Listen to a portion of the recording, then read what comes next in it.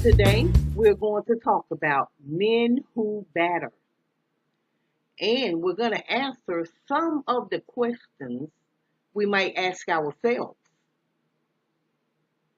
The first question would be, am I to blame for his violence? The answer to that is no. Men make a choice to use violence and abuse. A lot of violent men will blame their partners for their abusive behavior to avoid taking responsibility for themselves. They choose when and how they are violent or abusive. Most abusive men are only violent towards their partners, and many report they can turn off their violent and abusive behavior when others are around.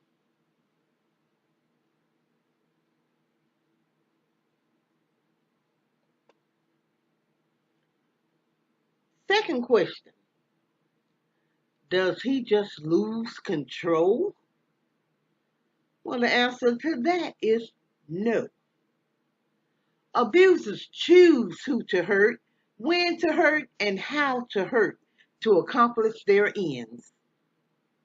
People think men who have behaved in violent or aggressive ways must be mentally ill, crazy, or lose control. Violence is not about losing control, but rather trying to get control over a person or situation. Domestic violence occurs when someone decides to use physical, sexual, emotional, and or spiritual abuse to get their way or to make someone do something, stop them from doing something, or to punish them. Most are not violent or controlling outside the home.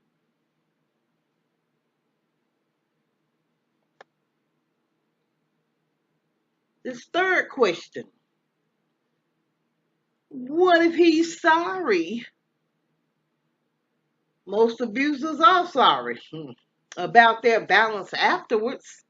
In fact, remorse is part of the pattern of violence. The abuser may promise to end the violence, to attend counseling. He may give gifts to his partner and will do, say, or promise basically anything to get everything back to normal. When the victim accepts the apology or returns to the relationship, the pattern of abuse and violence begins again. If an abuser is serious about stopping his violence, he will take full responsibility for his behavior and will seek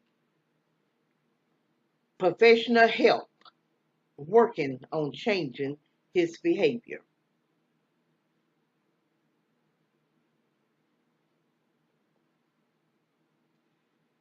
In this next video, the producers of Aardvark Video looks into the thought process of abusers.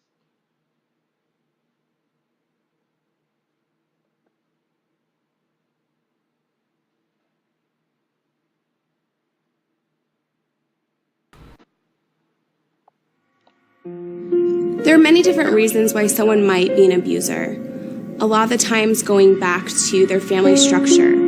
If there was domestic violence in the home, if there was child abuse in the home, that is how they see feelings, anger being expressed through physical violence, through emotional violence, through language, through psychological abuse.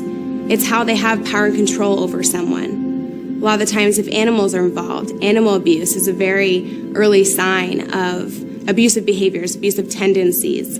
A lot of times, especially as we socialize our children, gender socialization, what it is to be a man, what it is to be a woman, those roles can come into play with abusive situations. Men are not supposed to cry and be emotional and show their feelings according to gender socialization. Women are supposed to be the ones who are the quiet, demure, in the kitchen. That's how we socialize our children. So oftentimes men do not know how to talk about their emotions, show that they're sad, that they're angry, that they're frustrated. So they take it out in a different manner. Oftentimes when they lose control in one aspect of their lives, they take control in another way.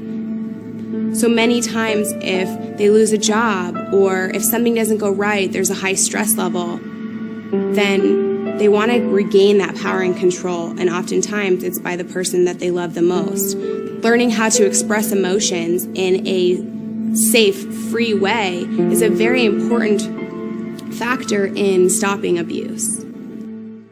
In my youth, when I was younger with my stepfather, part of the emotional abuse that he enacted upon me was telling me that I wouldn't be loved in the future. I would never have a girlfriend or a wife, that nobody cared about me. And I think once I did have a wife, once I did have somebody that cared about me, I was so afraid of losing it that kind of fed into the abusive cycle. In the household where I was brought up, in my home, in my culture, you're taught to be in control. You're in control of your house at all times, whenever you're there, and especially when you're not there. So there's a level of fear that you put into your home, knowing that even though I'm not here, it still better be in control. So what you want done better get done, and knowing that by that control, everybody conforms and moves to the way you want them to do. I was severely unable to express myself. I had no way to really share with her what I felt, what I thought, how I meant to say things. And I think that was a great part of my frustration in what caused for me lashing out, whether it be by increasing my voice, yelling, saying negative things, or physically interacting with her in a bad way. Those things all came from my inability to communicate. I'd put up a wall of anger or aggressiveness, assertiveness. I just block it out. I wouldn't let them know that I was actually feeling something. So the easiest thing to put out there is always anger. It's anger. Because when you put anger out there and a person's going to be like, oh, no, it's okay, they'll look away. You deflect them. You totally, with anger, it's such a powerful deflection tool when you don't want people to see what's inside. And if you don't have nothing to hide, it doesn't matter. But if you're hiding something, and what one tends to hide is sorrow or shame. You're shameful for things. There's things that happen to you when you're younger that you're ashamed of. And you remember them, and you think maybe if that person, that partner, or someone happens to actually touch it, and they hit that so-called nerve, if you put that anger wall up there, man, it's not going anywhere. They're not coming in. I learned when I went to classes that I had other options, other ways to share things. And the nice thing for me now, for my own sake, as well as for the relationship I have with my current girlfriend, is I've learned a lot of ways to express what I want to express, but also to understand that my way is not the only way, that the partner in my relationship can have a point of view, a perspective, a feeling, an opinion, and it's valid just like it is, without being right or wrong. And I had to respect that, and I think that's allowed me to be in a much better place in my life. There's been times, numbers of times, since I've been back home and going to classes that I'll tell my partner, you know what, I really don't like when you tell me this. I really don't like when you act like this. It hurts me. I feel embarrassed. I'll let that person know this is the feeling that I have. Now, if we're going to work this out and we're going to be in a partnership, then you have to have an understanding, as well as I do, of you, that we're emotional creatures and we feel. Men Who Batter is a batterer's intervention course offered at Life Skills Academy that covers these topics and many more.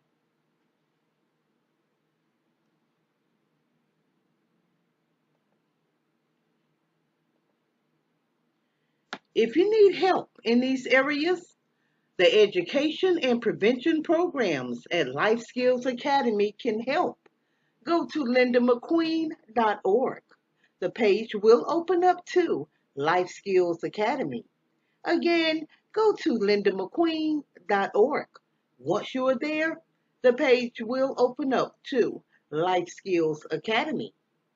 While you're there, please take advantage of our forums, chats, group meetings, webinars, and hangouts. If you have any questions, please email us. A link to the website and email address will be provided below.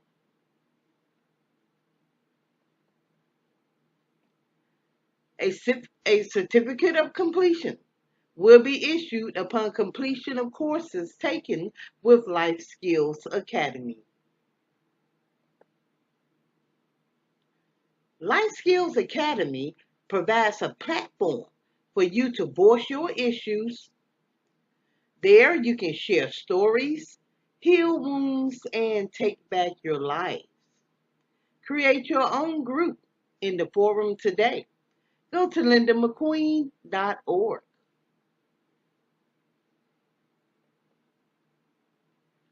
Please leave your comment and subscribe. Remember to like and share. And if any of you can donate to this channel, please do.